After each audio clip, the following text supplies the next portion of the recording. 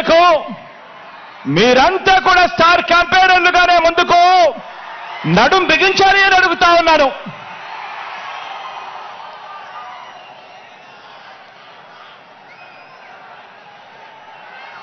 బహుశా మరో 4 రోజుల్లోపే ఎన్నికల నోటిఫికేషన్ వచ్చేస్తా ఉంది.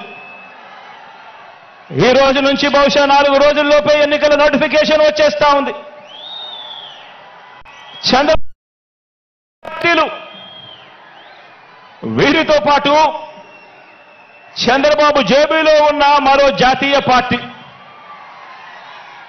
వీరంతా కూడా మన మీద, మన పేదల భవిష్యత్ మీద వీరంతా కూడా దాడి చేయడానికి రెడీగా ఉన్నారు. నా ప్రసంగంలో ముందుగా బాబు అండ్ కో వీళ్ళ పొత్తుల గురించి కాసేపు మాట్లాడతాను. వీరందరిది కూడా ఈ పార్టీలందరిలో కూడా వీరందరికీ సైన్యాధిపతులే తప్ప ఏ పార్టీలో కూడా సైన్యం ఎక్కడా లేదు. ఇందులో కొన్ని పార్టీలు గత ఎన్నికల్లో నోటాకొచ్చినన్ని ఓట్లు కూడా రాని పార్టీలు,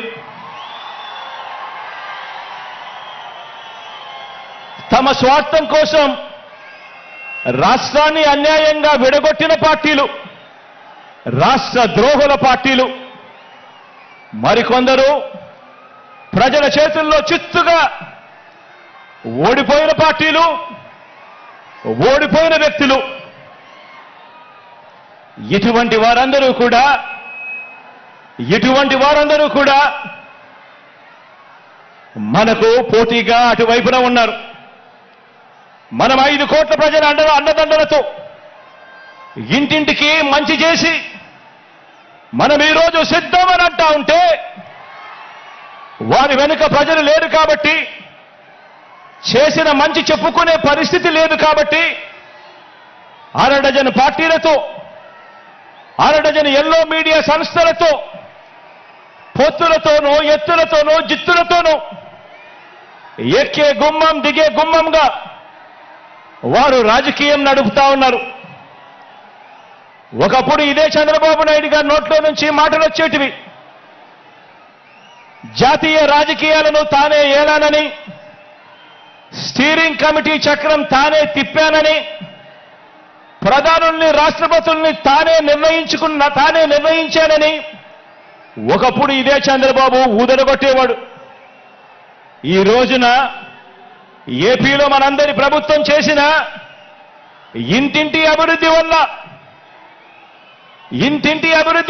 ఇంటింటికి చేసిన మంచి వల్ల మనకున్న ప్రజాబలం ముందు నిలబడలేక, మనతో నేరుగా తలబడలేక, ఏపీలో తన సైకిల్ చక్రం తిరగటం లేదని ఢిల్లీకి వెళ్లి దత్తపుత్రుడితో కలిసి పడిగాపులు కాసి ఢిల్లీలో మోకరిల్లుతా ఉన్న పరిస్థితులు ఈ రోజు చంద్రబాబు నాయుడు గారి పరిస్థితి.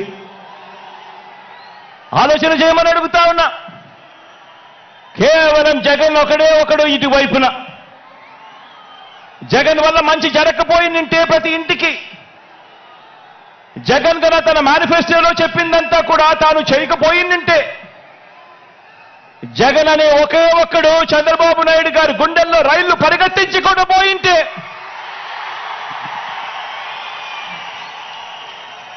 చంద్రబాబు నాయుడు గారు ఇన్ని పొత్తుల కోసం ఎందుకు పాకులాడుతా ఉన్నాడు? ఇంతమందితో పొత్తుల కోసం ఎందుకు అగసాట్లు పడతా ఉన్నాడు? ఎందుకు ఢిల్లీ దాకా వెళ్ళి అక్కడ మోకరిల్లుతా ఉన్నాడు? దీనికి కారణం చిత్తశుద్ధితో, నిజాయితీతో మనం చేసిన మంచి, అన్ని వర్గాల మీద మనం చూపించిన కమిట్మెంట్, ఇంటింటికి మనం చేసిన అభివృద్ధి. ఈ రోజున మన పార్టీ, మన ప్రభుత్వం నిండుగా విరగ కాసిన మామిడి చెట్టులా మనముంటే, చంద్రబాబు నాయుడు గారి పార్టీ అందరినీ కూడా మోసం చేసి వెన్నుపోట్లు పొడిచి గత పాపాలకు ఫలితం అనుభవిస్తూ తెగులు పట్టిన చెట్టులా చంద్రబాబు నాయుడు గారి పరిస్థితి ఉంది. మన ఎమ్మెల్యేలంతా మన నాయకులంతా ప్రతి నియోజకవర్గంలోనూ గడప గడపకు ప్రజల వద్దకు వెళ్లి చేసిన మంచిని చెబుతూ ప్రతి ఎమ్మెల్యే అభ్యర్థి కూడా తిరుగుతూ ఉంటే చంద్రబాబు మాత్రం రామోజీ గడప, ఆంధ్రజ్యోతి రాధాకృష్ణ గడప, TV5 గడప, ఢిల్లీలో ఇతర పార్టీల గడపలు, ఇలా ఓ 6 డజన్ గడపలు 5 ఏళ్లుగా తన మనుషులను పంపి తాను తిరుగుతా ఉన్నాడు. ఆలోచన చేయమని అడుగుతా ఉన్నా. ఇది కనిపిస్తా ఉన్న చంద్రబాబు నాయుడు